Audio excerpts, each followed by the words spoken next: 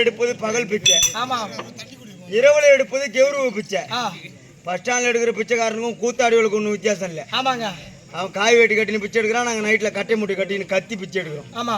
பிச்சை போடுறது அமைதியா இருந்து ஆதரவா போட்டீங்கன்னா போடுறது உங்க விருப்பம். அப்படி நீங்க பிச்சை போடாது உங்க விருப்பம். உங்க விருப்பம். ஏன்னா கூத்து நம்ம என்ன சொல்றோன்னு புரிஞ்சு பார்த்தாதான் கூத்து நல்லா இருக்கா நல்லா இல்லையான்னு தெரியும்.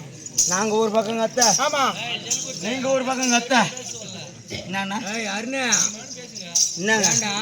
நீ பேசிக்கினே நான் என்னன்னு பேசுறேன்.